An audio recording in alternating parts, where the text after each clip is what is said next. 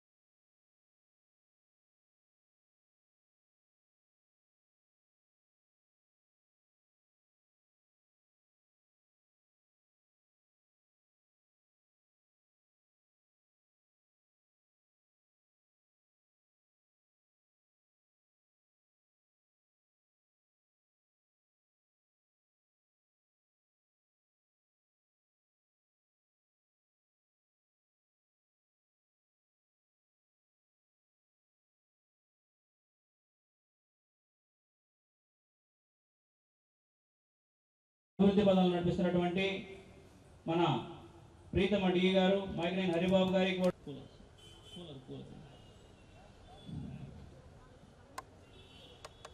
మనందరి కోసం తప్పిస్తున్నటువంటి మన బహుజన ఉద్యోగుల సంఘం వ్యవస్థాపక ప్రధాన కార్యదర్శి మరి అకౌంట్స్ విభాగాన్ని కూడా వేదిక మీదకు సాధారణంగా ఆహ్వానిస్తున్నాం. అలాగే ఇచ్చేసినటువంటి ఈగరు మన ఎమ్మెల్యే గారికి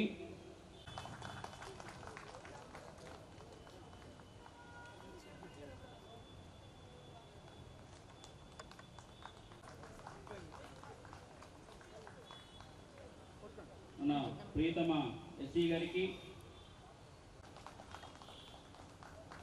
Ongole divisional president accounts officer గారికి వెంకట్రావు సుబాని సెంట్రల్ ప్రెసిడెంట్ గారు పుష్పగుచ్చం అందించవలసిందిగా కోరుతున్నారు. గారు పుష్పగుచ్చం అందించవలసిందిగా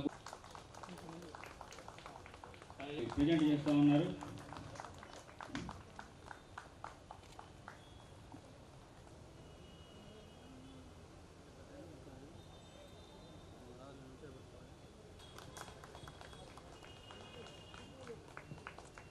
डॉक्टर बी आर अम्बेडकर जोहार डॉक्टर बी आर अम्बेडकर వర్ధిల్లాలి ఫూలే అంబేద్కర్ ఆలోచన విధానం వర్ధిల్లాలి ఫూలే అంబేద్కర్ ఆలోచన విధానం వర్ధిల్లాలి ఈరోజు మన దేశం అంతా కూడా ప్రతి ఒక్క ప్లేస్లో కూడా అంబేద్కర్ గారి జయంతి ఉత్సవాలు కూడా అందరం కూడా చేసుకున్నాం. ఈరోజు మార్నింగ్ కూడా అంబేద్కర్ భవన్లో మన ప్రభుత్వం తరఫున అందరం కూడా అంబేద్కర్ గారికి నివాళులు అర్పించడం జరిగింది. ఓసారి మనం గమనించుకున్నప్పుడు అంబేద్కర్ గారు ఆయన మేధావి, అదేవిధంగా మన రాజ్యాంగాన్ని రాసిన సృష్టికర్త, అదేవిధంగా ఆయన ఆ రోజుల్లోనే ఎన్నో కులాలు ఉండే మన భారతదేశంలో ఆయన ఎక్కడ ఎవరికి ఇబ్బంది లేకుండా ఆయన రాజ్యాంగాన్ని ఆ రోజు రాసిన రాజ్యాంగాన్ని ఈ రోజు కూడా అమలు జరుగుతూ ఉంది.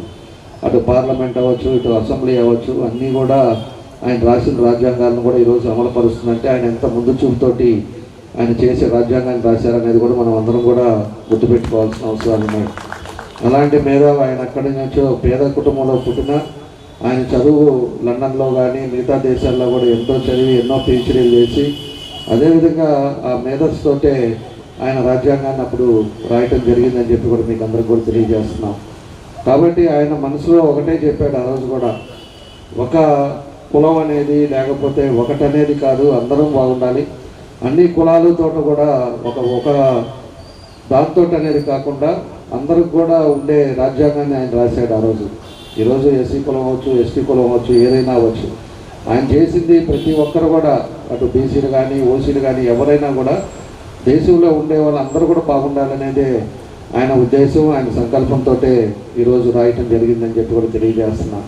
ఈరోజు వ్యవస్థలు కూడా కుల రాజకీయాలు లేకపోతే కుల మతాలతోటి ఈరోజు ఇవన్నీ వస్తున్నాయి. కులాలు మతాలు అన్నీ కూడా మనకి ఏమీ పెట్టవు. అందరం కూడా మనం కలిసి పని చేసుకున్నప్పుడే పనులు కూడా అవుతాయి. అందరం కూడా సంతోషంగా ఉండేటప్పుడే అన్నీ కూడా ముందుకు వెళ్ళడానికి అవకాశాలు ఉంటాయి. అంతే తప్పితే ఇంకోటో అని మాట్లాడుకోవటానికి, గొడవలు పెట్టుకోవటానికి అది మంచి పద్ధతులు కాదని చెప్పి కూడా మీకు ఈ సందర్భంగా నేను తెలియజేస్తా ఉన్నా. కాబట్టి ఇవన్నీ కూడా ఆయన ఏదైతే ఈరోజు మహిళలు ఉన్నారు, మహిళలకు కూడా ఆ రోజుల్లోనే ఆయన సమాన హక్కు ఉండాలి, అదేవిధంగా మహిళలకు కూడా అన్ని దాంట్లో చట్టసభల్లో కూడా వాళ్ళకు ఉండాలనేది ఆయన కూడా రాసిన రాజ్యాంగమే. దాంట్లో కూడా ఈరోజు అమలైంది. ఆ తర్వాత ఎన్టీ రామారావు గారు కూడా తెలుగుదేశం ప్రభుత్వం వచ్చిన తర్వాత సమాన హక్కు మహిళలకు ఉండాలి, ఆస్తిలో కూడా సమానం ఉండాలని చెప్పేసి కూడా ఎన్టీ రామారావు కూడా దాన్ని అమలుపరచడం జరిగిందని చెప్పి కూడా ఈ సందర్భంగా నేను గుర్తు చేస్తూ ఉన్నా.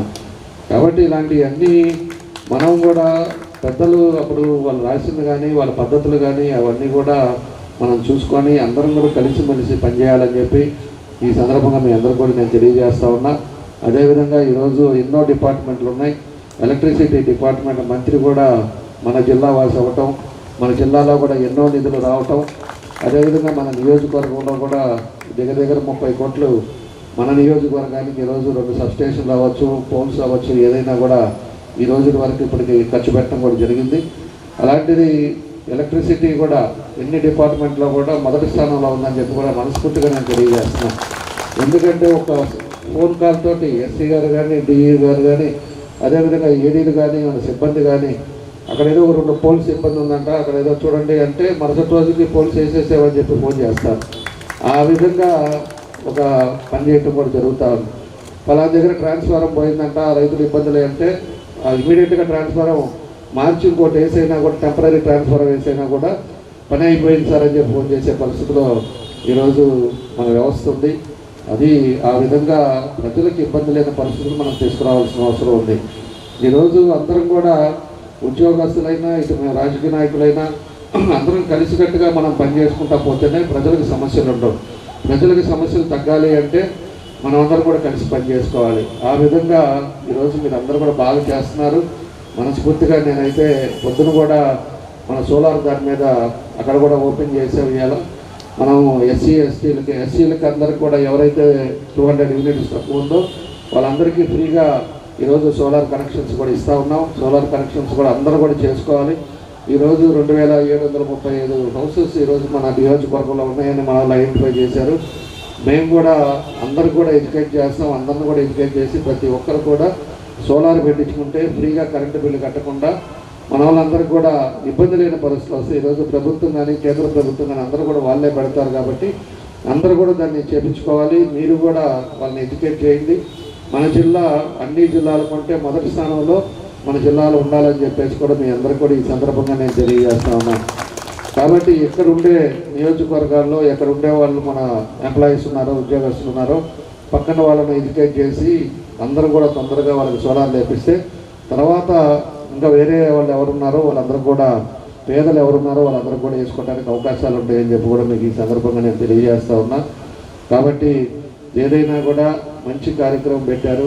అంబేద్కర్ గారిది కానీ అదేవిధంగా మొన్న పూలే గారి జయంతి అయింది, దాన్ని కూడా రెండూ ఉద్దేశించి పెద్ద విగ్రహాలు పెట్టారు. నేను ఎప్పుడు రోడ్డు మీద పోతున్నా కానీ గమనించాల అంత విగ్రహం స్టెప్పులెక్కి పైకెక్కి దండేసే లోపల నాకు కూడా ఇబ్బంది అనిపించింది. కాబట్టి మంచి విగ్రహాలు కూడా మన ఆఫీస్ దగ్గర పెట్టుకున్నారు, చాలా సంతోషం. అలాంటి ప్రముఖులు పెద్దలు అలాంటి వాళ్ళందరికీ కూడా మనం ఇన్స్పిరేషన్ తీసుకోవాలి. ఈరోజు వాళ్ళు చేసిన త్యాగాలు కానీ వాళ్ళు చేసిన ఆలోచన విధానాలు కానీ వాళ్ళు చేసిన పనులు కానీ మనం కూడా ఆ పద్ధతిలో నడుచుకోవాలి, ఆ పద్ధతిలో ముందుకెళ్ళాలని చెప్పి కూడా మీకు ఈ సందర్భంగా మీ అందరికీ కూడా నేను తెలియజేస్తా ఉన్నా. మన అంజీ గారికి కానీ అదేవిధంగా వాళ్ళ సిబ్బందికి కానీ మనస్ఫూర్తిగా నేను నడవడానికి రాలేకపోయిండొచ్చు, కానీ అక్కడి నుంచి నేను కనుక్కుంటానే ఉన్నా బయలుదేరారా ఉన్నారా అని. ఏదైనా కూడా ఈరోజు ఈ కార్యక్రమంలో మీ అందరితో కలిసి బాగా పంచుకోవటం చాలా సంతోషంగా ఉందని చెప్పి మరోసారి మీ అందరికి కూడా నా అభినందనలు తెలియజేస్తూ, నాకేంటంటే ఇంకా 3 ప్రోగ్రాములు ఉన్నాయి. ఒకటేదో ఫంక్షన్ ఉంది. 11వ తారీఖు మనందరం అభిమానించి ఆరాధించే నాయకుడు మహాత్మా జ్యోతిరావు పూలే గారి యొక్క జన్మదిన కార్యక్రమాన్ని 199వ కార్యక్రమాన్ని జరుపుకున్నాం. మరి ఇదే మాసంలోనే డాక్టర్ బిఆర్ అంబేద్కర్ గారి జయంతిని జరుపుకుంటున్నాం. వీరిద్దరు కూడా అట్టడుగు వర్గాల్లో జన్మించి సమాజ శ్రేయస్సు కోసం బడుగు బలిగిన వర్గాలు నుంచి బానిసత్వాన్ని పోగొట్టాలని చెప్పి అసమానత లేని సమాజం కోసం వీరిద్దరు కూడా ఎంతో కృషి చేసి వాళ్ళ జీవితాల్ని పణంగా పెట్టి త్యాగం చేసినటువంటి త్యాగమూర్తులు. ఈ చరిత్ర, ఈ భూమి ఆకాశం ఉన్నంత వరకు కూడా వాళ్ళు మనకి ఎప్పటికి కూడా ఆదర్శమూర్తులనే మనం వాళ్ళని భావించాలి. భావి తరాలకు కూడా వారి యొక్క ఏవైతే సమాజం కోసం చేశారో అవన్నీ కూడా తెలియజేసినట్టు బాధ్యత ఆ కర్తవ్యం మనందరిపైన కూడా ఉంది. మరి ఇందాక మాట్లాడినటువంటి డిఈ గారు చాలా విషయాలు చెప్పారు. 11వ తారీఖు మనందరం అభిమానించి ఆరాధించే నాయకుడు మహాత్మా జ్యోతిరావు పూలే గారి యొక్క జన్మదిన కార్యక్రమాన్ని 199వ కార్యక్రమాన్ని జరుపుకున్నాం. మరి ఇదే మాసంలోనే డాక్టర్ బిఆర్ అంబేద్కర్ గారి జయంతిని జరుపుకుంటున్నాం. వీరిద్దరు కూడా అట్టడుగు వర్గాల్లో జన్మించి సమాజ శ్రేయస్సు కోసం బడుగు బలిగిన వర్గాలు నుంచి బానిసత్వాన్ని పోగొట్టాలని చెప్పి అసమానత లేని సమాజం కోసం వీరిద్దరు కూడా ఎంతో కృషి చేసి వాళ్ళ జీవితాల్ని పణంగా పెట్టి త్యాగం చేసినటువంటి త్యాగమూర్తులు.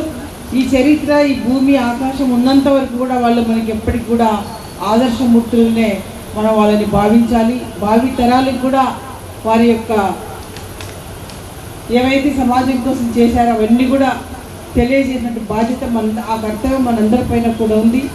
మరి ఇందాక మాట్లాడినటువంటి డిఈ గారు చాలా విషయాలు చెప్పారు. ఒక అగ్రకులంలో పుట్టి 11వ తారీఖు మనందరం అభిమానించి ఆరాధించే నాయకుడు మహాత్మా జ్యోతిరావు పూలే గారి యొక్క జన్మదిన కార్యక్రమాన్ని 199వ కార్యక్రమాన్ని జరుపుకున్నాం. మరి ఇదే మాసంలోనే డాక్టర్ బిఆర్ అంబేద్కర్ గారి జయంతిని జరుపుకుంటున్నాం. వీరిద్దరు కూడా అట్టడుగు వర్గాల్లో జన్మించి సమాజ శ్రేయస్సు కోసం బడుగు బలిగిన వర్గాలు నుంచి బానిసత్వాన్ని పోగొట్టాలని చెప్పి అసమానత లేని సమాజం కోసం వీరిద్దరు కూడా ఎంతో కృషి చేసి వాళ్ళ జీవితాల్ని పణంగా పెట్టి త్యాగం చేసినటువంటి త్యాగమూర్తులు. ఈ చరిత్ర, ఈ భూమి ఆకాశం ఉన్నంత వరకు కూడా వాళ్ళు మనకి ఎప్పటికి కూడా ఆదర్శమూర్తులనే మనం వాళ్ళని భావించాలి. భావి తరాలకు కూడా వారి యొక్క ఏవైతే సమాజం కోసం చేశారో అవన్నీ కూడా తెలియజేసినట్టు బాధ్యత ఆ కర్తవ్యం మనందరిపైన కూడా ఉంది. మరి ఇందాక మాట్లాడినటువంటి డిఈ గారు చాలా విషయాలు చెప్పారు. ఒక అగ్రకులంలో పుట్టి ఈరోజు నేను అంబేద్కర్ గారి పైన అభిమానంతో ఈరోజు ఈ సభకు వచ్చానని ఆయన చాలా విషయాల గురించి చెప్పడం జరిగింది. అంటే ఈరోజు సమాజంలో ఏమవుతుందంటే అంబేద్కర్ అంటే ఒక దళిత కులానికి సంబంధించిన నాయకులనే కొంతమంది చూస్తున్నారు. పూలే అంటే ఒక బీసీ, పొట్టి శ్రీరాములు అంటే గాంధీ తాత అంటే ఆర్యవైశ్యులని, ఇట్లా ఒక కులాలకు వాళ్ళని కట్టేస్తున్నారు. అలా కాకుండా మరి డాక్టర్ బిఆర్ అంబేద్కర్ గారు ఈ సమాజంలో స్వేచ్ఛ, స్వాతంత్రం అనే ఇవన్నీ కూడా అంటే ఏ సంస్థ అయితే ఉందో అవన్నీ కూడా రాజ్యాంగంలో పొందుపరిచి బాధ్యతగా ఇవన్నీ చేయాలని వాళ్ళు ఏదైతే పొందుపరిచారో అవన్నీ కూడా డిఈ గారు చాలా విశదీకరించి మనకు చెప్పడం జరిగింది. మరి ఎస్సీ గారు కూడా మరి ఈ డిపార్ట్మెంట్లో జరుగుతున్నటువంటి విషయాల గురించి కూడా చాలా క్లియర్గా చెప్పారు. మరి డాక్టర్ బిఆర్ అంబేద్కర్ గారు ప్రపంచ మేధావిగా ఎన్నో డిగ్రీలు పట్టాలు పొంది వారి తన చిన్నతనంలో కూడా అంటరానితనంతో కుల వివక్షకి గురై ఎంతో మానసిక క్షోభకు గురైనటువంటి వ్యక్తిగా ఎన్ని పట్టాలు పొందినా కూడా ఆ టైంలో కూడా ఆయన కుల వివక్షకు గురయ్యాడు బిఆర్ అంబేద్కర్ గారు.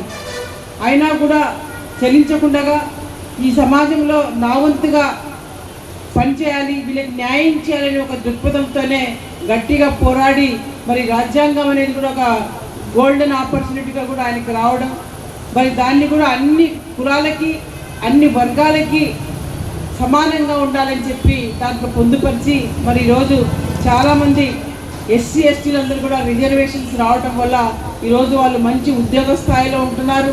ఈరోజు అసెంబ్లీ పార్లమెంట్ కూడా వెళ్ళగలుగుతున్నారు. మరి మహిళల్ని కూడా బాగా గౌరవించి వాళ్ళకి సమానమైన హక్కులు రావాలని చెప్పి డాక్టర్ బిఆర్ అంబేద్కర్ గారు మరి హిందూ కోడ్ బిల్లులు కూడా పార్లమెంట్లో ప్రవేశపెడితే అది పాస్ కానప్పుడు తను ఏదైతే మంత్రి పదవి, న్యాయశాఖ మంత్రి పదవిని కూడా త్యజించి మరి ఎంత త్యాగమూర్తి, ఎంత త్యాగశీలి అనేది కూడా మనకు అక్కడ అర్థమైపోతుంది. ఎందుకంటే ఒక పదవి రావాలంటే ఈ రోజుల్లో ఎంతో ఆశతో దాన్ని తెచ్చుకుంటారు. మరి దాన్ని వదులుకోవాలంటే ఒక నిమిషం కూడా ఆలోచించకుండా సమాజ శ్రేయస్సు కోసమే మరి ఆయన ఆ రోజు అంత త్యాగం చేశారు డాక్టర్ బిఆర్ అంబేద్కర్ గారు. మరి ఇలాంటి త్యాగమూర్తుల్ని మనం గుర్తుపెట్టుకోవాల్సింది. ఈరోజు అంజయ్ విషయానికి వస్తే నిజంగా డి గారు అన్నట్లు అంజయ్యలోన ఒక ఎంప్లాయీకి ఉన్నటువంటి లక్షణాల కంటే కూడా లీడర్షిప్ క్వాలిటీస్ ఎక్కువగా ఉన్నాయి అంజయ్ గారిలో. ఎందుకంటే మేము అంజయ్ గారిని ఒక కుటుంబ సభ్యునిగా మేము చూస్తాం మా ఫ్యామిలీలో. రాబోయే రోజుల్లో ఎందుకంటే మరి ఈరోజు కేంద్ర ప్రభుత్వం డీలిమిటేషన్ కానీ ఈరోజు ఏదైతే డాక్టర్ బిఆర్ అంబేద్కర్ గారు మహిళలకు సమాన హక్కులు రావాలని ఏదైతే ఆశించాడో ఈరోజు నరేంద్ర మోడీ గారు ఆ ఆశయాలను నెరవేర్చే దిశగా ఈరోజు 33% మహిళా రిజర్వేషన్ బిల్లులు కూడా అతి తొందరలోనే పాస్ చేయబోతున్నారు. ఈ 16-17 తారీఖుల్లో కూడా మాకు ప్రజాప్రతినిధులకి మహిళలకు కూడా ఈరోజు ఢిల్లీ నుంచి పిలుపు వచ్చింది. రేపు వెళ్తున్నాం ఢిల్లీకి. మరి దేశవ్యాప్తంగా ఈరోజు మహిళలకు 33% బిల్లు పాస్ అవుతుంది. మన ఆంధ్రప్రదేశ్లో కూడా 85 మంది మహిళలు చట్టసభలకు రాబోతున్నారు. అలాగే డీలిమిటేషన్ కూడా కాబోతుంది కాబట్టి చట్టసభల్లోకి రావడానికి చాలా అవకాశాలు ఉంటాయి. నా కోరిక అయితే మరి సార్లు ఏమనుకోకుంటే మరి అంజయ్ గారిని రాబోయే రోజుల్లో ఒక ఎమ్మెల్యే స్థాయిలో ఒక లీడర్గా చూడాలన్నది మా కోరిక, ఒక దళిత లీడర్గా. ఎందుకంటే మీ ఎలక్ట్రిసిటీ సంస్థకి ఒక ఎమ్మెల్యే ఉంటే ఎందుకంటే ఒక మంచి పనులు చేసుకునే కూడా ఆయన దగ్గరికి వెళ్ళడానికి కూడా మీకు చాలా ఈజీ ఉంటుంది. ఎందుకంటే లాస్ట్ టైం గవర్నమెంట్లో కూడా అంజయ్య ట్రాన్స్ఫర్స్ చేయాలన్నా ఎవరికైనా ఏదైనా సమస్య వస్తే సీఎండి దగ్గరకు వచ్చి చాలా ఇబ్బందులు పడి చాలా సమస్యలు తీర్చడం జరిగింది. కాబట్టి మీకంటూ మీ సంస్థకి ఒక ఎమ్మెల్యే ఉంటే ఆ సమస్యలు డాక్టర్ బిఆర్ అంబేద్కర్ గారి 135వ జయంతి కార్యక్రమాన్ని నిర్వహిస్తున్నటువంటి నిర్వాహకులకు మరి ఈ యూనియన్ లీడర్గా మీకు ఒక బాధ్యత గల నాయకునిగా వ్యవహరిస్తున్నటువంటి మా అంజయ్ గారికి, అలాగే ఈ డిపార్ట్మెంట్లో జిల్లాధికారి ఎస్సీ గారికి, డిఈ గారికి, మరి ఎలక్ట్రిసిటీ ఎంప్లాయీస్కి, మరి ఇందాకనే మాట్లాడేళ్ళినటువంటి ఒంగోలు శాసనసభ్యులన్న దామచర్ల జనార్దన్ గారికి, ఇక్కడ ఉన్నటువంటి ఎలక్ట్రిసిటీ ఎంప్లాయీస్కి, అక్క చెల్లెళ్ళకి అందరికీ నా హృదయపూర్వక నమస్కారాలు తెలియజేస్తాను. చాలా సంతోషం. మొన్న ఏప్రిల్ 11వ తారీఖు జ్యోతిరావు పూలే గారి జయంతి జరుపుకున్నాం. 199వ జయంతి. ఈరోజు ఏప్రిల్ 14 డాక్టర్ బిఆర్ అంబేద్కర్ గారిది 135వ జయంతి జరుపుకుంటున్నాం. ఇద్దరూ కూడా గొప్ప సంఘ సంస్కర్తలు, సమాజం కోసం పాటుపడిన వాళ్ళు, అట్టడుగు వర్గాల యొక్క అభ్యున్నతి కోసం జీవితాలు త్యాగం చేసినటువంటి ఇద్దరు నాయకులు. మరి మనం వాళ్ళ గురించి స్మరించుకోవాలా, భావితరాల వారికి వారు చేసిన గొప్ప పనులు చెప్పాలా, వాళ్ళ యొక్క గొప్ప తనాన్ని కూడా అందరికీ తెలియజేయాలి. అంటే వాళ్ళు జీవితంలో వాళ్ళు ఎదగటానికి వాళ్ళు అవన్నీ చేయాల. సమాజం ఆ అట్టడుగు వర్గాలన్నీ కూడా వెనుకబడిన వర్గాల వారి కోసం వాళ్ళు ఎలా వాళ్ళని ఉన్నత స్థాయికి ఉన్నత స్థితికి చేర్చాలని ఆలోచించి మరి చదువు నేర్చుకొని ఆ చదువుతోటే మరి ఇంతటేటువంటి రాజ్యాంగ నిర్మాత, నవభారత రాజ్యాంగ నిర్మాత డాక్టర్ బిఆర్ అంబేద్కర్ గారు, ఆ రోజు ఆయన పూలే గారు కూడా ఆ భార్యని మరి ఆడవాళ్ళకి చదువు నేర్పడం కోసం ఆమెకి చదువు నేర్పి మరి ఆమెను కూడా ఆయనతో పాటుగా సేవ చేసే విధంగా తీసుకెళ్లారు. అంతటి అంబేద్కర్ గారే మరి పూలే గారిని నా గురువు గారు అని చెప్పడం జరిగింది. అంటే 199, ఇంకొక సంవత్సరం అయితే 200 సంవత్సరాలు అవుతుంది. మరి అప్పట్లోనే ఆయన మరి సమాజం కోసం అట్టడుగు వర్గాల వారి కోసం ఎంతగా చేశారో మనందరికీ తెలుసు. వాళ్ళందరికీ అలాగే బిఆర్ అంబేద్కర్ గారు, ఆయన కూడా ఎన్నో చదువులు చదివి ఉన్నత విదేశాల్లో కూడా అభ్యసించి మరి ఎంత చదువుకోలేని స్థితి ఉన్నా పోరాట పటిమ మనం చేయాలి ఏదో ఒకటి అంటే ముందు చదువుకొని ఆయన యొక్క గొప్పతనాన్ని మనం భారతదేశానికి కానీ యావత్ ప్రపంచానికి కానీ తెలిసే విధంగా ఇంతటి మేధావి లేడు అని అనుకున్నప్పుడే కదా రాజ్యాంగం రాసే యొక్క అవకాశాన్ని ఆయనకి ఇచ్చారు. లేకపోతే ఎంతమంది లేరు. అప్పుడు ఆయనకే ఎందుకు ఆ అవకాశం దక్కిందంటే అంతటి మేధావి లేరని తెలుసుకున్న తర్వాతనే అప్పుడు వాళ్ళు ఆయనకి రాజ్యాంగాన్ని రచించేటటువంటి అధికారం ఇచ్చారు. మరి ఆయనకి అదొక గొప్ప గౌరవం, గొప్ప అవకాశం. ఆయన అనుభవించినటువంటి అనుభవాలంటేనే కూడా దృష్టిలో పెట్టుకొని చదువుకునేటప్పుడు కానీ ఆయనకి ఎటువంటి అనుభవాలు ఎదురైనాయి. సమాజం అప్పుడు ఈ వర్ణ వివక్ష ఇదంతా మూఢనమ్మకాలు చాలా ఎక్కువగా ఉన్న రోజుల్లో మరి మనిషిగా చూడకుండా చాలా ఇబ్బందులు ఎదుర్కొన్నట్టు అందరికి కూడా నా హృదయపూర్వక నమస్కారం. చాలా సంతోషం. మొన్న ఏప్రిల్ 11వ తారీఖు జ్యోతిరావు పూలే గారి జయంతి జరుపుకున్నాం. 199వ జయంతి. ఈరోజు ఏప్రిల్ 14 డాక్టర్ బిఆర్ అంబేద్కర్ గారిది 135వ జయంతి జరుపుకుంటున్నాం. ఇద్దరూ కూడా గొప్ప సంఘ సంస్కర్తలు, సమాజం కోసం పాటుపడిన వాళ్ళు, అట్టడుగు వర్గాల యొక్క అభ్యున్నతి కోసం జీవితాలు త్యాగం చేసినటువంటి ఇద్దరు నాయకులు. మరి మనం వాళ్ళ గురించి స్మరించుకోవాలా, భావితరాల వారికి వారు చేసిన గొప్ప పనులు చెప్పాలా, వాళ్ళ యొక్క గొప్ప అందరికి కూడా నా హృదయపూర్వక నమస్కారం. చాలా సంతోషం. మొన్న ఏప్రిల్ 11వ తారీఖు జ్యోతిరావు పూలే గారి జయంతి జరుపుకున్నాం. 199వ జయంతి. ఈరోజు ఏప్రిల్ 14 డాక్టర్ బిఆర్ అంబేద్కర్ గారిది 135వ జయంతి జరుపుకుంటున్నాం. ఇద్దరూ కూడా గొప్ప సంఘ సంస్కర్తలు, సమాజం కోసం పాటుపడిన వాళ్ళు, అట్టడుగు వర్గాల యొక్క అభ్యున్నతి కోసం జీవితాలు త్యాగం చేసినటువంటి ఇద్దరు నాయకులు. మరి మనం వాళ్ళ గురించి స్మరించుకోవాలా, భావితరాల వారికి వారు చేసిన గొప్ప పనులు చెప్పాలా, వాళ్ళ యొక్క గొప్ప తనాన్ని కూడా అందరికీ తెలియజేయాలి. అంటే వాళ్ళు జీవితంలో వాళ్ళు ఎదగటానికి వాళ్ళు అవన్నీ చేయాల.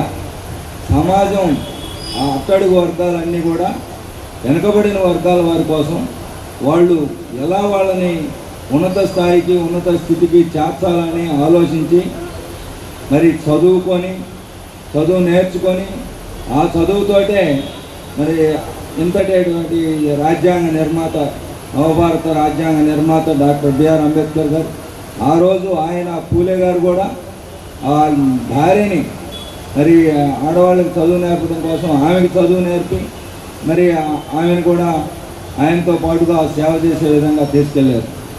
అంతటి అంబేద్కర్ గారే మరి పూలే గారిని నా గురువు గారు అని చెప్పడం జరిగింది.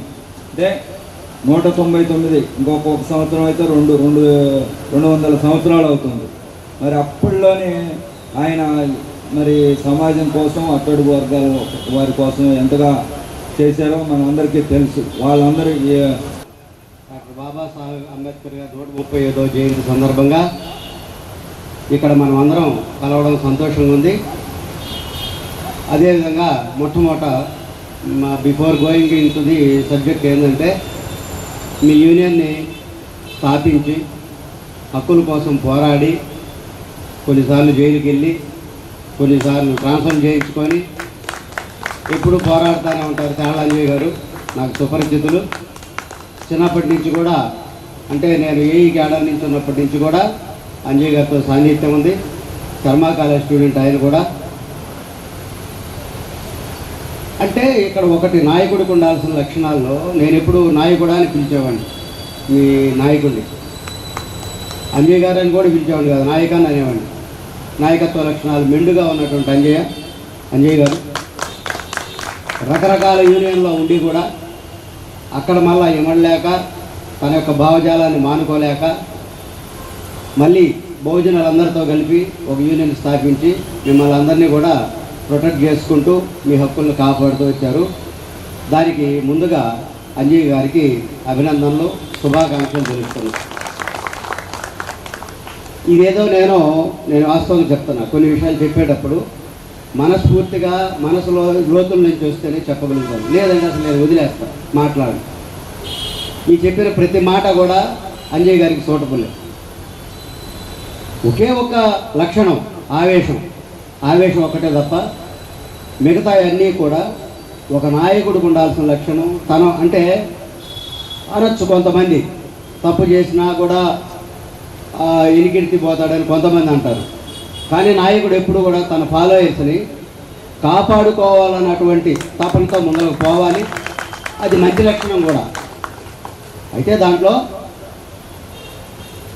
కొద్దిపాటి వెసలుబాటు కల్పించుకుంటూ ముందరకు పోవాలి. వెసలుబాటు కూడా ఇవ్వడు మాకు, ఖచ్చితంగా చేయాల్సిందని కూర్చుంటాడు, చేయించుకుంటాడు. కాబట్టి నాకంటే 4 ఏళ్ళు పెద్ద ఉండొచ్చు, అన్నదమ్ముళ్ళు అంటాడు మీ నాయకుడు. నాకు అంజయ్య అంటే ఇష్టం కూడా. అందువల్లనే నేను ఇంత మనస్ఫూర్తిగా పిలవంగానే ప్రతిదానికి సహకరించుకుంటా నేను కూడా ఇక్కడ దాకా రావడం జరిగింది. అది నా హృదయం లోతుల నుంచి చెప్పిన మాట. కాబట్టి మొట్టమొదట మీ నాయకుడికి అభినందనలు, శుభాకాంక్షలు. మళ్ళా చెప్తున్నాను, ఒక అసోసియేషన్ కానీ ఒక ఆర్గనైజేషన్గా నడపడం అనేది ఎంత కష్టం అంటే మనం చాలా త్యాగాలు చేయాల్సి వస్తుంది. దాంట్లో మీకు కనపడేది ఎప్పుడో సంవత్సరానికి ఒకసారి 2 సంవత్సరాలకు ఒకసారి డయాస్ మీద కూర్చోవటం, లేకుంటే హీరోయిజం కనపడచ్చు. కానీ దాని వెనక ఎంత కష్టం ఉంటుందంటే, ఒక ఎమ్మెల్యే కావాలన్నా, ఒక నాయకుడు కావాలన్నా, ఒక ఎమ్మెల్సీ కావాలన్నా, లేకుంటే ఒక ప్రజానాయకుడు కావాలన్నట్లయితే వాళ్ళు ఎంతో త్యాగాలు చేయాలి. ఊరికే రాదు, వాళ్ళ కుటుంబ సమయం వెచ్చించాలి. అదేవిధంగా మీ సాధక బాధగా వినాలి. మేనేజ్మెంటు దాన్ని తప్పుగా అర్థం చేసుకుంటుంది. తప్పుగా అర్థం చేసుకున్నప్పుడు వాళ్ళు తప్పుగా అర్థం చేసుకొని వాళ్ళ మీద ఏదో ఒక రకంగా వాళ్ళని కూడా ఇబ్బంది పెట్టాలని ప్రయత్నం చేస్తుంది మేనేజ్మెంట్. ఎందుకంటే ఎవరి న్యాయం వాళ్ళది. ఇప్పుడు మీరు చూస్తున్నారు, అమెరికా ఇరాన్ యుద్ధం జరుగుతుంది. ఎవరు కరెక్ట్ కాదో ఎవరో నిర్ణయించలేము. న్యాయానికి అన్యాయానికి మధ్య సన్నటి గీత ఉంటుంది. ఆ గీతని మనం చూసే ఇంటర్ప్రిటేషన్, మనం చూసే చూపుతోటి అది న్యాయం అన్యాయం అనేది తేలుతుంది. దానికి ఎగ్జాంపుల్ ఒకటి చెప్తా. ఒక చిన్న కేసు ఉంది, సింగిల్ జడ్జి హైకోర్టులో న్యాయం అంటాడు, మరి డివిజన్ బెంచ్కి పోతే అన్యాయం అంటారు, మళ్ళీ సుప్రీంకోర్టుకు పోతే న్యాయం అంటారు, మళ్ళీ సుప్రీంకోర్టులో డివిజన్ బెంచ్కి ఫుల్ బెంచ్కి వెళ్తే అన్యాయం అంటారు. మరి ఇక్కడ న్యాయమైంది, అక్కడ అన్యాయం ఎట్లయింది, అక్కడ అన్యాయమైంది, ఇంకో చోట న్యాయం ఎట్లయింది? That is called interpretation. మనము చట్టాలు ఉంటాయి, చట్టం ఉంటుంది. చట్టాన్ని మనం ఏ విధంగా అవలంబించాలి, ఎవరికి ఎలా దాన్ని ఆపాదించాలి, దాన్ని ఎలా అమలు చేయాలి అనేటువంటిది నాయకులు అధికారుల చేతుల్లో ఉంటుంది. దీన్ని సరైన రీతిలో సరైన పద్ధతుల్లో కనుక పెట్టినట్లయితే లోక కళ్యాణం జరుగుతుంది. అది గుర్తుపెట్టుకోవాలి. ఇప్పుడు అధికారికైనా నాయకుడికైనా ఒక బాధ్యత ఉండాలి. సమాజం అంటే భయం ఉండాలి, జనం అంటే ప్రేమ ఉండాలి, జనం అంటే భయం ఉండాలి. అధికారికి కూడా అంతే. కార్మికులంటే ప్రేమ ఉండాలి, పయ్యాళ్ళంటే గౌరవం ఉండాలి. మనం చేసే పనిలో జస్టిస్ ఉండాలి, న్యాయం ఉండాలి. ఈ లేకపోతే వాడు అధికారి కాడు, ప్రజల మీద ప్రేమ లేనివాడు నాయకుడు కాలేడు. గుర్తుపెట్టుకోవాలి. ఇది నాయకుల గురించి ఎందుకు చెప్తున్నానంటే ఇన్ని మాటలు, ఒక నాయకత్వం చేయాలన్నట్లయితే ఎంతో త్యాగం చేయాలని చెప్పాను. అలాంటి త్యాగాల నుంచి వచ్చినటువంటి వాళ్ళే మీ యూనియన్ నాయకులు కావచ్చు, లేకుంటే ఎమ్మెల్సీ గారు కావచ్చు, ఇందాక మన దగ్గరికి వచ్చిపోయిన ఎమ్మెల్యే గారు కావచ్చు. వీళ్ళందరూ కూడా ఎంతో త్యాగం చేస్తారు. మనకు కనపడేది అంతా కూడా ఆ పూలదండలు ఆ జేజేలే కనపడతాయి, కానీ మిగతా అంతా కూడా విపరీతమైనటువంటి కష్టం ఉంటుంది. అది మనం గ్రహించుకోవాలి. ఈ మాట నేను చెప్పడానికి కారణం ఏందో ఒకటి చెప్తా. మహానుభావుడు డాక్టర్ బాబాసాహెబ్ అంబేద్కర్ గారు 135వ జయంతి సందర్భంగా ఇక్కడ మనం అందరం కలవడం సంతోషంగా ఉంది. అదేవిధంగా మొట్టమొదట before going in to the subject ఏంటంటే, మీ యూనియన్ని స్థాపించి హక్కుల కోసం పోరాడి కొన్నిసార్లు జైలుకి వెళ్ళి కొన్నిసార్లు ట్రాన్స్ఫర్ చేయించుకొని ఎప్పుడు పోరాడుతూనే ఉంటారు చాలా. మహానుభావుడు డాక్టర్ బాబాసాహెబ్ అంబేద్కర్ గారు 135వ జయంతి సందర్భంగా ఇక్కడ మనం అందరం కలవడం సంతోషంగా ఉంది. అదేవిధంగా మొట్టమొదట before going in to the subject ఏంటంటే, మీ యూనియన్ని స్థాపించి హక్కుల కోసం పోరాడి కొన్నిసార్లు జైలుకి వెళ్ళి కొన్నిసార్లు ట్రాన్స్ఫర్ చేయించుకొని ఎప్పుడు పోరాడుతూనే ఉంటారు చాలా. అంజయ్ గారు నాకు సుపరిచితులు. చిన్నప్పటి నుంచి కూడా, అంటే నేను ఏఈ క్యాడర్ నుంచి ఉన్నప్పటి నుంచి కూడా అంజయ్ గారితో సాన్నిహిత్యం ఉంది. శర్మా కాలేజ్ స్టూడెంట్ ఆయన కూడా. అంటే ఇక్కడ ఒకటి నాయకుడికి ఉండాల్సిన లక్షణాల్లో నేను ఎప్పుడు నాయకుడా అని పిలిచేవాడిని. మీ నాయకుడిని అంజయ్ గారు అని కూడా పిలిచేవాడిని కదా, నాయకాన్ని అనేవాడిని. నాయకత్వ లక్షణాలు మెండుగా ఉన్నటువంటి అంజయ్ గారు రకరకాల యూనియన్లో ఉండి కూడా అక్కడ మళ్ళా ఇమడలేక తన యొక్క భావజాలాన్ని మానుకోలేక మళ్ళీ బహుజనులందరితో కలిపి ఒక యూనియన్ స్థాపించి మిమ్మల్ని అందరినీ కూడా ప్రొటెక్ట్ చేసుకుంటూ మీ హక్కులను కాపాడుతూ వచ్చారు. దానికి ముందుగా అంజయ్ గారికి అభినందనలు, శుభాకాంక్షలు తెలుస్తున్నాను. ఇదేదో నేను వాస్తవంగా చెప్తున్నా. కొన్ని విషయాలు చెప్పేటప్పుడు మనస్ఫూర్తిగా మనసులో లోతుల నుంచి వస్తేనే చెప్పగలుగుతాను, లేదంటే అసలు నేను వదిలేస్తాను మాట్లాడి. ఈ చెప్పిన ప్రతి మాట కూడా అంజయ్ గారికి సూటబుల్. ఒకే ఒక లక్షణం ఆవేశం ఒకటే తప్ప మిగతా అన్నీ కూడా ఒక నాయకుడికి ఉండాల్సిన లక్షణం. తను అంటే అనొచ్చు, కొంతమంది తప్పు చేసినా కూడా ఇనికిడితిపోతాడని కొంతమంది అంటారు. కానీ నాయకుడు ఎప్పుడు కూడా తన ఫాలోయర్స్ని కాపాడుకోవాలన్నటువంటి తపనతో ముందుకు పోవాలి. అది మంచి లక్షణం కూడా. అయితే దాంట్లో కొద్దిపాటి వెసలుబాటు కల్పించుకుంటూ ముందుకు పోవాలి. వెసలుబాటు కూడా ఇవ్వడు మాకు, ఖచ్చితంగా చేయాల్సిందని కూర్చుంటాడు, చేపించుకుంటాడు. కాబట్టి నాకంటే 4 ఏళ్ళు పెద్ద ఉండొచ్చు, అన్నదమ్ముళ్ళు అంటాడు మీ నాయకుడు. నాకు అంజయ్ అంటే ఇష్టం కూడా. అందువల్లనే నేను ఇంత మనస్ఫూర్తిగా పిలవంగానే ప్రతిదానికి సహకరించుకుంటా నేను కూడా ఇక్కడ దాకా రావడం జరిగింది. అది నా హృదయం లోతుల నుంచి చెప్పిన మాట. కాబట్టి మొట్టమొదట మీ నాయకుడికి అభినందనలు, శుభాకాంక్షలు. మళ్ళా చెప్తున్నాను, ఒక అసోసియేషన్ కానీ ఒక ఆర్గనైజేషన్గా నడపడం అనేది ఎంత కష్టం అంటే మనం చాలా త్యాగాలు చేయాల్సి వస్తుంది. దాంట్లో మీకు కనపడేది ఎప్పుడో సంవత్సరానికి ఒకసారి 2 సంవత్సరాలకు ఒకసారి డయాస్ మీద కూర్చోవటం, లేకుంటే హీరోయిజం కనపడచ్చు. కానీ దాని వెనక ఎంత కష్టం ఉంటుందంటే, ఒక ఎమ్మెల్యే కావాలన్నా, ఒక నాయకుడు కావాలన్నా, ఒక ఎమ్మెల్సీ కావాలన్నా, లేకుంటే ఒక ప్రజానాయకుడు కావాలన్నట్లయితే వాడు ఎంతో త్యాగాలు చేయాలి. ఊరికే రాదు, వాళ్ళ కుటుంబ సమయం వెచ్చించాలి. అదేవిధంగా మీ సాధక బాధగా వినాలి. మేనేజ్మెంటు దాన్ని తప్పుగా అర్థం చేసుకుంటుంది. తప్పుగా అర్థం చేసుకున్నప్పుడు వాళ్ళు తప్పుగా అర్థం చేసుకొని వాళ్ళ మీద ఏదో ఒక రకంగా వాళ్ళని కూడా ఇబ్బంది పెట్టాలని ప్రయత్నం చేస్తుంది మేనేజ్మెంట్. ఎందుకంటే ఎవరి న్యాయం వాళ్ళది. ఇప్పుడు మీరు చూస్తున్నారు, అమెరికా ఇరాన్ యుద్ధం జరుగుతుంది. ఎవరు కరెక్ట్ కాదో ఎవరు నిర్ణయించలేము. న్యాయానికి అన్యాయానికి మధ్య సన్నటి గీత ఉంటుంది. ఆ గీతని మనం చూసే ఇంటర్ప్రిటేషన్, మనం చూసే చూపుతోటి అది న్యాయం అన్యాయం అనేది తేలుతుంది. ఆర్గనైజేషను మీ అందరికీ తెలిసిందే. మనందరం కష్టపెట్టి ఇబ్బంది పెట్టి మనందరం ఇక్కడ రప్పించాం.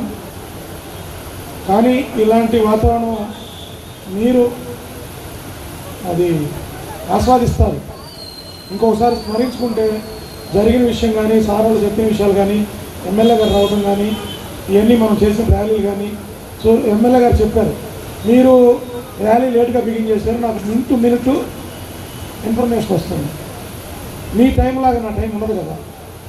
కాబట్టి ఆయన వేరు చేసుకొని మనకి ఇచ్చిన షెడ్యూల్ టైంకి మీరు దాటిపోయారు కాబట్టి ఆయన వేరే షెడ్యూల్ ఎంగేజ్ అయ్యారు. నేను 5 గంటలు టైం ఇచ్చాను, మీరు 6:30 కూడా. ఎక్కడ డిసిప్లైను, ఏ డిసిప్లైన్ లేకుండా వ్యవస్థ ఉంటుందో ఆ డిసిప్లైన్ అభివృద్ధిలోకి రాదు. అది కులం కానీ, మతం కానీ, ఆర్గనైజేషన్ కానీ, వ్యక్తి కానీ.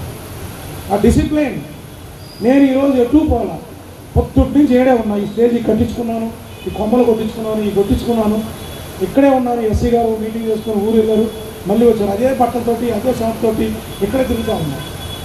ఎందుకున్నాను? మీరు రావాలి టయానికి ఎమ్మెల్యే గారు గెస్ట్ హౌస్ నుంచి అక్కడ పోయి అంబేద్కర్ భవన్ అక్కడ పోయి చెప్పొచ్చాను, ఖచ్చితంగా వస్తాను, నువ్వు షెడ్యూల్ టైం మెయింటైన్ చేయాలి. సో మనం నేర్చుకోవాల్సింది డిసిప్లిన్. ఆ డిసిప్లిన్ మీకుంటే మీరు పాటిస్తే మేము అంతకంటే ఇంకా భయభక్తులతో పనిచేస్తాం.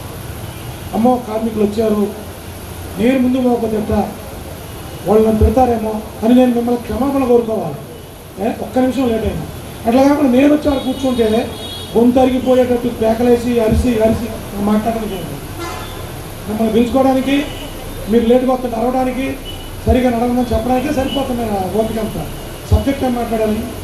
నాయకుడికి బలాన్ని ఇచ్చేది డిసిప్లిన్ కలిగిన కార్యకర్తలు. నేను ఒక పిలుపునిస్తే అక్కడికి వచ్చి ఉంటారు, ఒక పిలుపునిస్తే అక్కడ 1000 మంది ఉంటారు అన్న దమ్ము ధైర్యం ఎప్పుడు వస్తుందో మన కార్మికుల హక్కులు కూడా అట్లాగే వస్తాయి.